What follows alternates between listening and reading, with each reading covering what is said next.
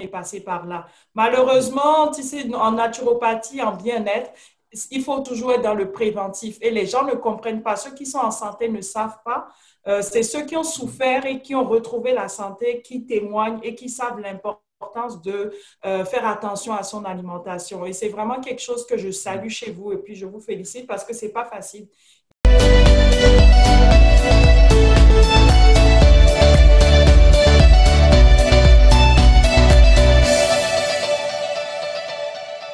Bonjour à tous, bienvenue sur ce nouvel épisode. Mon nom c'est Solange Adéchian, docteur en nutrition et coach en naturopathie. J'ai le plaisir aujourd'hui sur cette émission spéciale de vous présenter un nouvel invité. Donc, je suis avec ma sœur, bien sûr, et bien-aimée Gisèle Adéchian de Boston. Bonjour Gisèle, comment vas-tu? Très bien, bonjour Solange. Cette émission est très particulière dans le sens que nous avons un invité spécial. Aujourd'hui, on accueille Georges Munga, qui est directeur d'une organisation de développement au Burundi. Et Georges est notre invité spécial. Il va pouvoir nous parler de son vécu, de son expérience personnelle qu'il a eue, notamment à travers sa guérison personnelle et comment il en est arrivé aujourd'hui à une santé de fer, à une santé excellente. Bonjour Georges, comment allez-vous? Bonjour Solange, bonjour Gisèle, je vais bien, merci. Et vous? Oui, ça va très bien, merci. Georges, justement, par rapport à votre expérience, votre vécu, qu'est-ce que le bien-être pour vous aujourd'hui? Pouvez-vous Oh, raconter à notre auditoire qu'est-ce que vous aviez traversé pendant ces dernières années et comment vous en êtes guéri et en très bonne santé? je vais d'abord commencer par dire que franchement, le bien-être, c'est très vaste, hein. On ne peut pas s'entendre sur une définition commune parce qu'il y en a plusieurs. Mais personnellement, je pense que c'est quelque chose de très personnel qu'il faut définir soi-même. Et ça part plutôt de ce que nous sommes comme être humain. Se sentir bien dans sa peau, se sentir bien dans sa tête et se sentir bien dans son âme et contribue à avoir le sourire chaque matin. Et c'est cela, moi, j'appelle le bien-être. Et pour ma part, je crois qu'il faut développer soi-même un certain nombre d'outils. Il faut avoir un parcours pour pouvoir comprendre comment se lever du lit avec le sourire. Parce que si on n'a pas un parcours qui nous permette de se lever, de se dire, ah, ok, aujourd'hui je me sens très bien, j'ai le sourire, je peux aller au service tout en apportant de l'énergie positive à mes collègues. Et là, franchement, ma pratique, elle est simple par rapport au bien-être. J'ai essayé de définir un certain nombre de valeurs qui, pour moi, sont importantes pour me sentir bien. C'est d'abord la santé, qui ces dernières années est devenue pour moi un élément central dans mon bien-être. Et ensuite, c'est aussi, quand je parle de santé, c'est mon corps, n'est-ce pas? Mais c'est aussi ma santé psychique, ça veut dire mon mental et mon esprit. Et pour cela, j'ai essayé de comprendre comment notre mental fonctionne et comment est-ce qu'on peut aligner ces trois dimensions de notre être. Et chercher l'équilibre entre les trois dimensions n'est pas quelque chose de facile. C'est simple à dire, mais ce n'est pas facile. C'est une recherche perpétuelle.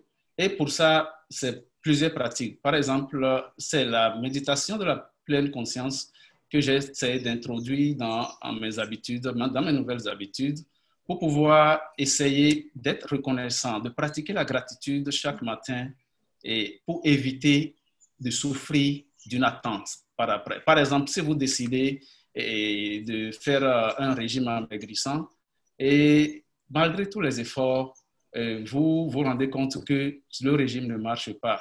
Mais là, vous vous enfoncez dans la souffrance parce que vous attachez votre bonheur au résultat plutôt qu'au chemin que vous parcourez. Exactement.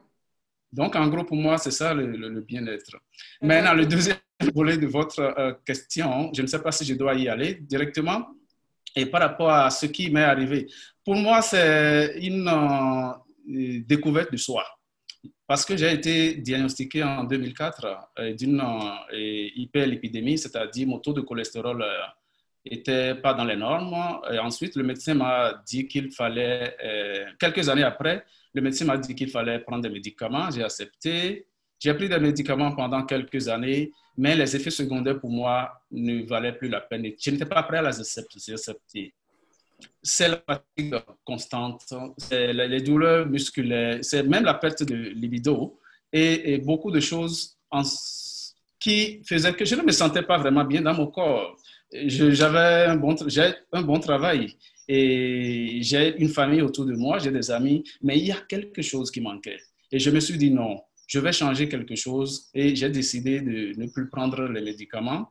Et j'ai commencé par regarder quel est le mode d'alimentation qui peut me permettre d'éviter les médicaments. Et j'ai compris qu'il fallait d'abord essayer d'être bien dans sa peau, essayer de perdre du poids. Et j'ai perdu plus de 10 kilos. Peut-être pour ceux qui me connaissent il y a 3 ou 4 ans et qui vont regarder cette vidéo, ils vont certainement le confirmer. Et ensuite, d'abord, la perte du poids est accompagnée aussi d'un certain nombre de bons comportements alimentaires. J'ai carrément supprimé l'addiction au sucre et j'ai supprimé les produits laitiers de ma vie. Et je ne dis pas qu'il ne faut pas consommer du sucre ou des produits laitiers parce que chacun fait ce qu'il veut, et étant entendu que la santé, et nous n'avons pas le même métabolisme, chacun peut prendre ce qu'il veut en ce qui concerne son métabolisme.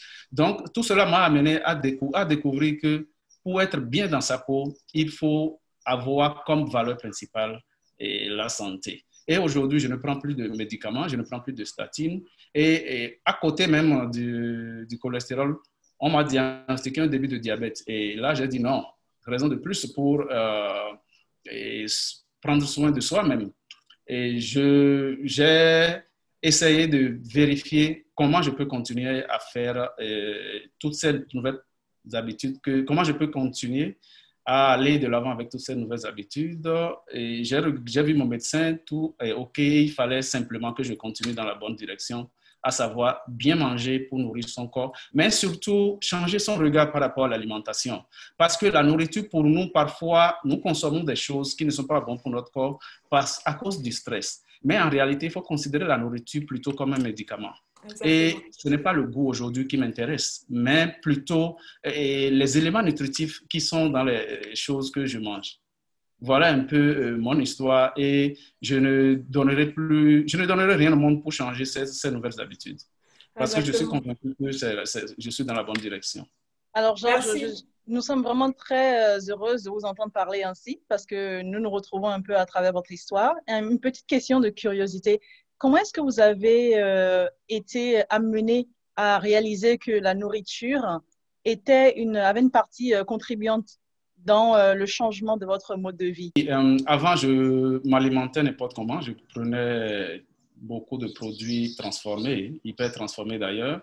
Et j'étais dans les saucissons, les fromages. Tout ce qui est en boîte, ça, pour moi, avait une valeur.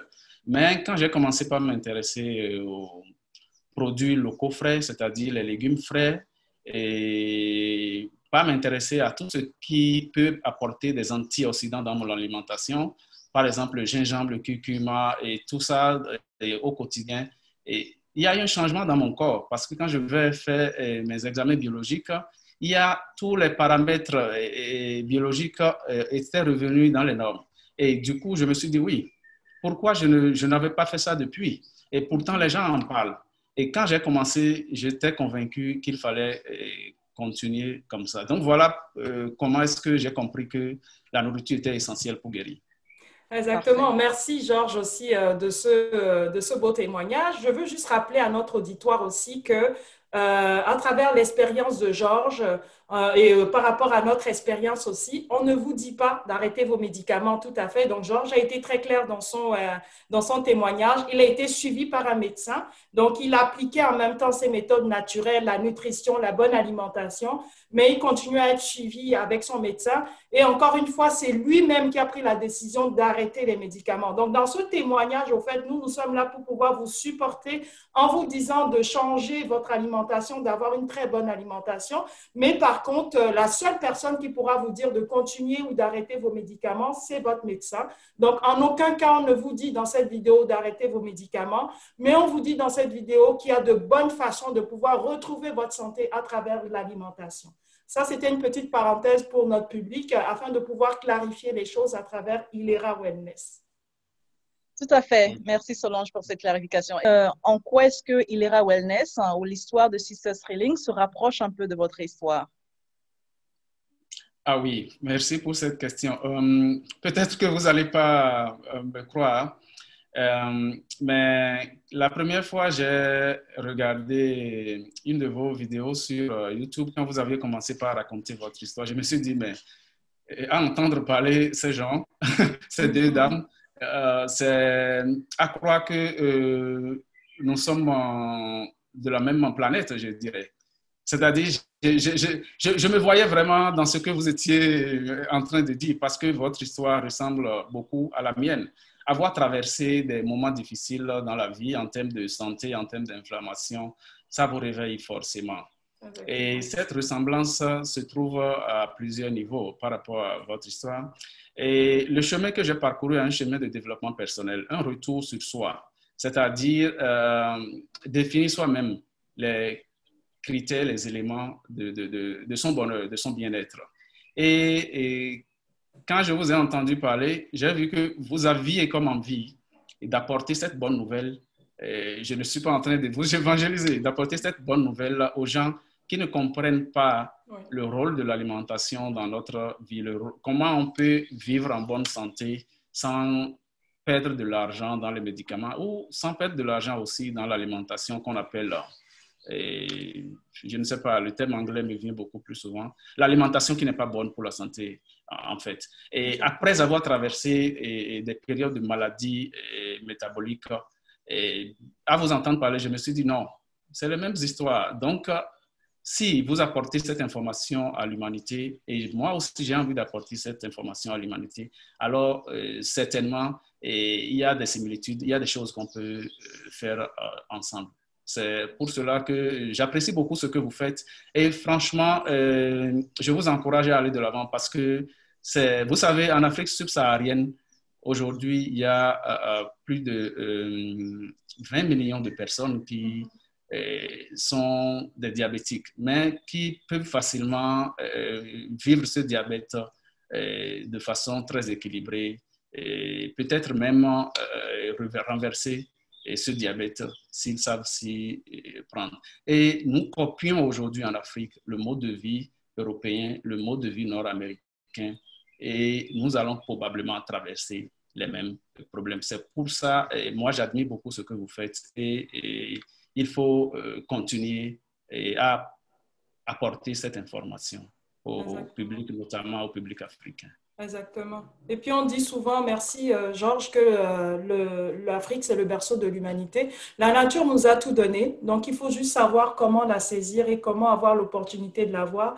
Nous sommes tous les trois ici présents, nous avons été victimes au fait de perturbations métaboliques, mais aujourd'hui nous en sommes tous guéris et en très bonne santé. Et puis nous vous le souhaitons aussi, chers auditeurs. Et puis même pour ceux qui ne sont pas malades, n'attendez pas d'abord de tomber malade avant de commencer à prendre au sérieux votre alimentation, votre santé et puis comment retrouver votre bien-être. Le bien-être est accessible à tout le monde, tout dépend de comment on fait pour pouvoir l'avoir. Et si vous avez besoin de conseils, si vous avez besoin de consultations plus approfondies, les coordonnées vont s'afficher sur cette vidéo, donc vous pouvez nous contacter. On vous offre du coaching personnel, aussi bien au niveau de l'alimentation, comment faire à manger, quels sont les menus possibles que vous pouvez avoir à travers le site qui va s'afficher aussi sur la vidéo et aussi avoir une consultation, que ce soit en naturopathie, pour revoir aussi exactement c'est quoi votre équilibre, c'est quoi vos perturbations, c'est quoi vos maladies et comment aider à travers aussi ce que vous prenez, votre suivi médical aussi, comment se sentir de plus en plus mieux. N'hésitez pas de nous contacter. Et aussi, si vous voulez joindre Georges, donc le courriel aussi va s'afficher. Donc, vous pouvez nous contacter. On va faire le suivi aussi là-dessus. Ça nous ferait plaisir de vous aider parce que notre mission, c'est d'aider tout le monde dans le monde à trouver sa propre santé, à être maître de son corps et à pouvoir trouver un bien-être éternel, si je peux me permettre. Merci, Georges. Merci de nous avoir écoutés et on vous souhaite sur ce une belle journée et bien-être à tout le monde sur Ilera Wellness.